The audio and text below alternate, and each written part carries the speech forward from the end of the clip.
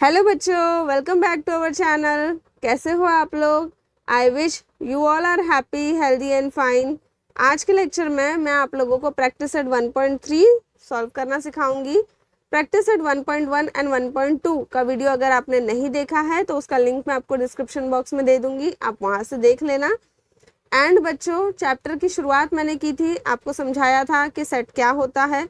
फिर सेट को लिखने के दो मेथड्स होते हैं, वो आपको समझाए थे। इसके बाद मैंने आपको इक्वल सेट क्या होता है ये बताया था। फिर टाइप्स ऑफ सेट समझाए थे। अब बच्चों, प्रैक्टिस सेट 1.3 को सॉल्व करने के लिए आपको समझना होगा कि सबसेट क्या होता है, यूनिवर्सल सेट क्या होता है and complement of a set क्या होता है। ये छोटी छोटी बातें जब आप समझ लोगे तभी आप प्रैक्टिस सेट को इजीली सॉल्व कर पाओगे। तो स्टार्ट करते हैं बच्चों यहाँ पे सबसेट से। ठीक है, सबसेट से स्टार्ट करते हैं। यहाँ पे देखो, सपोज बच्चों मेरे पास यहाँ पे दो सेट है, एक सेट ए है, एक सेट बी है। सेट ए के अंदर मैंने 1 से लेकर के सारे 10 तक के नेचुरल नंबर मैंने लिख दिए। ठीक है, 1 से लेकर के 10 तक के सारे नेचुरल नंबर लिख दिए। एंड सेट बी में मैंने 5, 6 एंड 7 ये 3 खाली नेचुरल नंबर लिखे।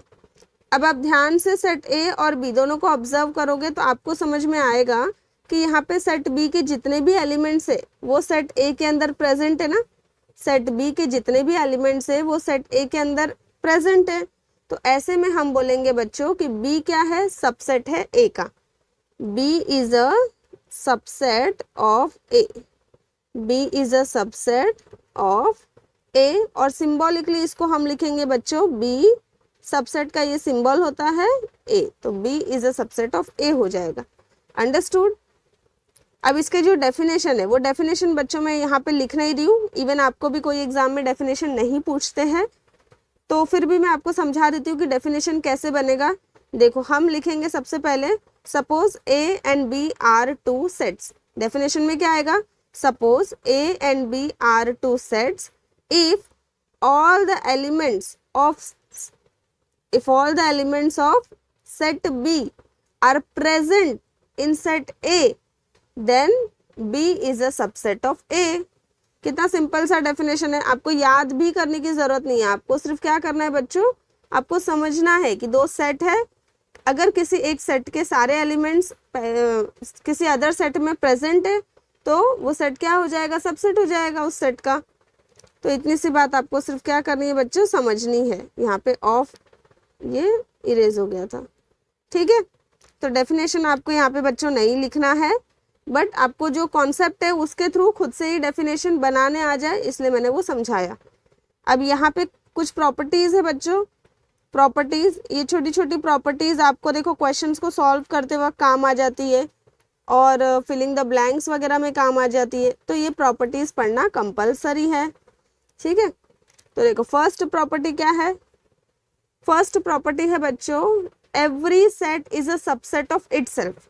मैं यहाँ पे लिख दूं, every set is a subset of itself. हर एक सेट जो है बच्चों, अगर सपोज मेरे पास एक ही सेट है ए, तो सेट ए क्या है, अपने खुद का ही क्या है, सबसेट है। तो इसको हम सिंबॉलिकली कैसे लिखेंगे बच्चों, ए इज अ सबसेट ऑफ ए। अगर सपोज मेरे पास कोई एक सेट है ए, तो वो सेट अपने ही सेट का सबसेट हो सकता है। इसके बाद एम्प्टी सेट। एम्प्टी सेट आप लोगों को मैंने समझाया था, याद करो क्या होता है।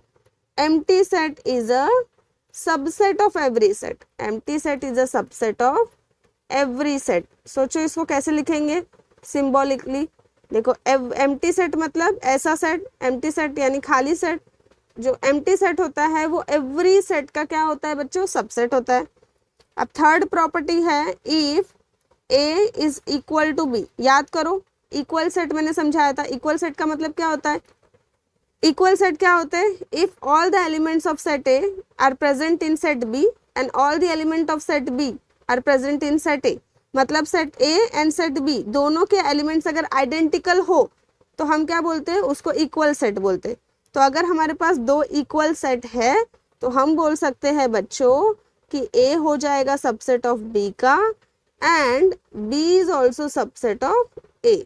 आई बात समझ में? ए भी है बी का सबसेट और बी ए का भी सबसेट हो जाएगा। देन फोर्थ, यहाँ पे ये लास्ट प्रॉपर्टी है, यहाँ पे लिखेंगे if A is a subset of B and B is a subset of A। अगर कोई ऐसी कंडीशन आपको दी है कि A सबसेट है B का, B सबसेट है A का, तो आप वहां पे बोल सकते हो कि A और B क्या है बच्चों, इक्वल है।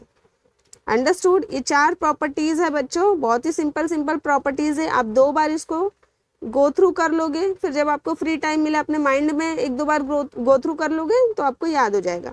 सबसे पहला क्या बोला मैंने आपको, every set is a subset of itself. हर एक सेट क्या होता है, अपने आप का ही सबसेट होता है। उसके बाद second, empty set is the subset of every set.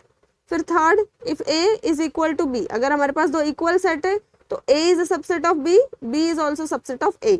और फोर्थ, अगर हमारे पास ऐसी कंडीशन आती है कि A is a subset of B and B is a subset of A, तो हम बोल सकते हैं कि A and B both are equal set.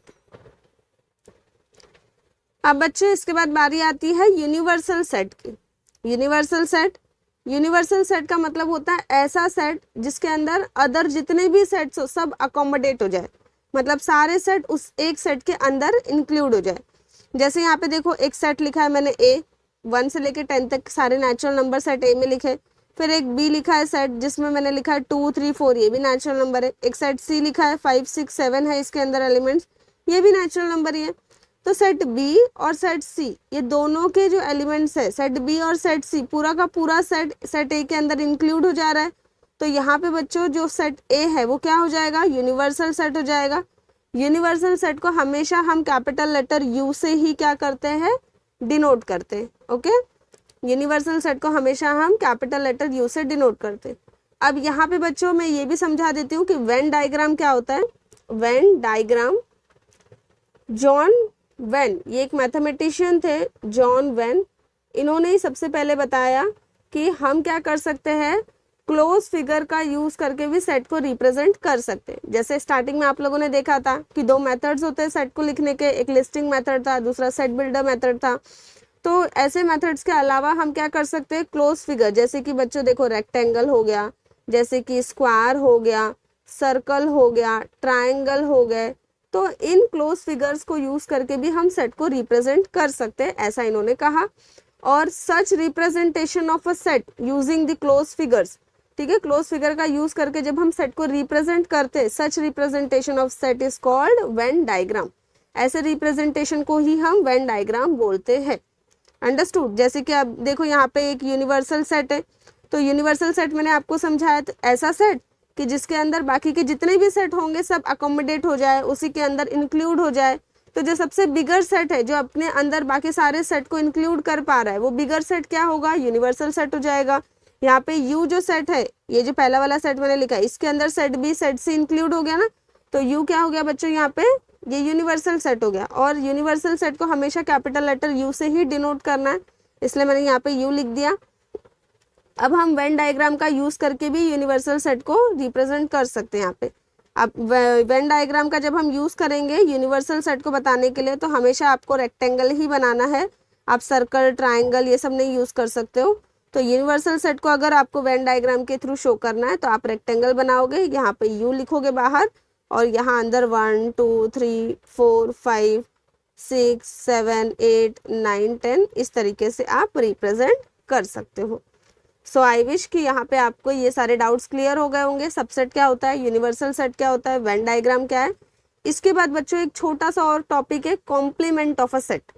क्या है, कॉम्प्लीमेंट ऑफ अ सेट। बस एक छोटा सा लास्ट टॉपिक आप समझ लोगे तो हम क्वेश्चन आंसर सॉल्व कर पाएंगे ना। बच्चों देखो, कॉम्प्लीमेंट ऑफ अ सेट, बस ये छोटा सा टॉपिक आपको पढ़ना है, इसके बाद हम प्रैक्टिस सेट 1.3 के क्वेश्चंस को सॉल्व कर लेंगे। जब भी बच्चों आपको कॉम्प्लीमेंट फाइंड आउट करना होगा किसी सेट का, आपको क्वेश्चन में हमेशा यूनिवर्सल सेट दिया होगा।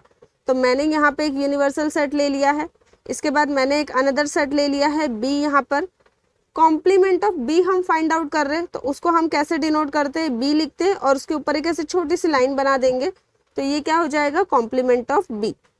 कॉम्प्लीमेंट ऑफ बी का मतलब होता है बच्चों वो सारे एलिमेंट्स जो यूनिवर्सल सेट में प्रेजेंट है बट सेट बी में एब्सेंट है।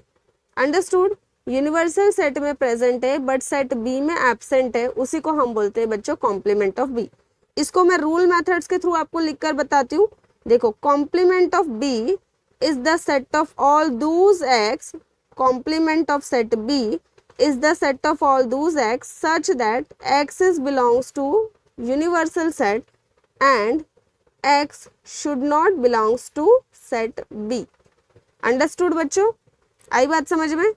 तो वो सारे एलिमेंट्स जो यूनिवर्सल सेट में प्रेजेंट है बट सेट बी में एब्सेंट है, वो क्या हो जाएंगे हमारे कॉम्प्लीमेंट ऑफ सेट बी। अब देखो बी वाले कौन कौन से, यहाँ पे 2 है, 2 को कट कर दो, 4, 6, 8 और 10 को कट कर दो। तो ये सारे एलिमेंट्स बी में एब्सेंट है ना, और यूनिवर्सल सेट में प्रेजेंट है। तो बी कॉम्प्लीमेंट क्या हो जाएगा बच्चों, यहाँ पे 1, 3, 5, 7, 9, ये क्या हो गया, बी कॉम्प्लीमेंट हो गया। अब कॉम्प्लीमेंट ऑफ बी देखो, कॉम्प्लीमेंट ऑफ कॉम्प्लीमेंट क्या होता है, इज द सेट इटसेल्फ। ये मैं आपको एक बार लिख देती हूँ। अब ये एक लास्ट लाइन समझ लो बच्चा, ये क्या है, complement of a complement is the, कहीं और ही जा रही है ये लाइन, देखो पहले, complement of a complement is the given set itself. मतलब अगर आप कॉम्प्लीमेंट, जैसे कि ये बी कॉम्प्लीमेंट है ना, अगर इसी कॉम्प्लीमेंट का फिर से कॉम्प्लीमेंट आप फाइंड आउट करो तो आपको सेट बी ही मिलेगा। एक बार हम फाइंड आउट करके देख लेते हैं। देखो बी कॉम्प्लीमेंट यहाँ पर दिख रहा है आप लोगों को, बी जो कॉम्प्लीमेंट है इसी का हम फिर से कॉम्प्लीमेंट फाइंड आउट करेंगे। तो हम यहाँ पे क्या करेंगे, ब्रैकेट बनाएंगे और ऊपर फिर से कॉम्प्लीमेंट का साइन बनाएंगे। अब कॉम्प्लीमेंट का क्या मतलब होता है, वो सारे एलिमेंट्स जो यूनिवर्सल में प्रेजेंट है बट बी कॉम्प्लीमेंट में एब्सेंट है। तो बी कॉम्प्लीमेंट में कौन से एलिमेंट एब्सेंट है, तो इनडायरेक्टली देखने की बजाय हम डायरेक्ट देखते हैं। हम क्या करेंगे बच्चों, बी वाले जो एलिमेंट्स है उसको हम कट कर देते हैं, सॉरी बी कॉम्प्लीमेंट वाले एलिमेंट्स को कट कर देते हैं। 1, 3, 5, 7, 9 इसको हम कट कर देते हैं। अब क्या बचे यूनिवर्सल सेट में बचा 2, 4, 6, 8, 10, ये सारे एलिमेंट्स बच गए। तो ये सारे एलिमेंट्स क्या है, एक्चुअल में सेट बी ही है ना। तो कॉम्प्लीमेंट ऑफ अ कॉम्प्लीमेंट, देखो complement of a complement is the given set itself. तो कॉम्प्लीमेंट ऑफ कॉम्प्लीमेंट क्या मिला हमें, सेट बी ही मिला। तो यहाँ पे सेट बी इटसेल्फ ही क्या हो गया, complement of a set. Understood? तो इतना आपको समझ में आ गया। अब बच्चों आपको बस इतना पढ़ना है, properties of a complement of a set. पहली प्रॉपर्टी है यहाँ पे, no elements are common in B and B complement. अब आप देख लो यहाँ पे कि ये देखो सेट बी यहाँ पे है, इसको मैं हाईलाइट कर देती हूँ, आपको चाहिए तो सेट बी यहाँ पे है और बी कॉम्प्लीमेंट यहाँ पे। दोनों को ध्यान से देखो, कोई भी एलिमेंट कॉमन है नहीं है ना। तो इसका मतलब क्या हुआ कि कोई भी अगर आप सेट ले रहे हो तो वो सेट और उसी सेट का कॉम्प्लीमेंट, दोनों में कभी भी कोई एलिमेंट हमें कॉमन नहीं मिलेगा। सेकंड प्रॉपर्टी यहाँ पे कि बी क्या है, सबसेट है यूनिवर्सल सेट का, बी कॉम्प्लीमेंट भी क्या है, सबसेट है यूनिवर्सल सेट का। जो आप चेक कर सकते हो यहाँ पे देखो, बी जो सेट है ये क्या है, सबसेट है, बी के सारे एलिमेंट्स यूनिवर्सल सेट में प्रेजेंट है। बी कॉम्प्लीमेंट के भी सारे एलिमेंट्स यूनिवर्सल सेट में प्रेजेंट है। तो बी कॉम्प्लीमेंट भी क्या हुआ, सबसेट हुआ, सेट बी भी क्या हुआ, सबसेट हुआ। ठीक है। अब इसके बाद यूनिवर्सल सेट का जो कॉम्प्लीमेंट रहता है वो एम्प्टी रहता है। हमेशा याद रखना है आपको कि यूनिवर्सल सेट का कॉम्प्लीमेंट एम्प्टी होता है और एम्प्टी सेट का कॉम्प्लीमेंट यूनिवर्सल सेट होता है, दोनों वाइस वर्सा होते हैं। तो ये चीज आपको याद रखनी है। सो आई होप बच्चों कि आपको इतना समझ में आ गया होगा कि सबसेट क्या होता है, यूनिवर्सल सेट क्या होता है, वेन डायग्राम क्या होता है, कॉम्प्लीमेंट ऑफ अ सेट क्या होता है, और थोड़ी बहुत जो प्रॉपर्टीज मैंने आपको समझाई सबसेट की, कॉम्प्लीमेंट ऑफ अ सेट की, तो वो भी आपको समझ में आया होगा। तो इतना अगर बच्चों आप अच्छे से समझ लोगे तो आप प्रैक्टिस सेट 1.3 इजीली यूँ चुटकियों में सॉल्व कर लोगे। सो अभी के लिए ये लेक्चर मैं यहीं पे फिनिश करती हूँ। एक नेक्स्ट लेक्चर बनाऊंगी जिसमें मैं प्रैक्टिस सेट 1.3 सॉल्व करना शुरू करूंगी। सो आई विश कि अगर आपको वीडियो पसंद आए तो वीडियो को लाइक करिए, चैनल को सब्सक्राइब करिए, and thank you for watching this video.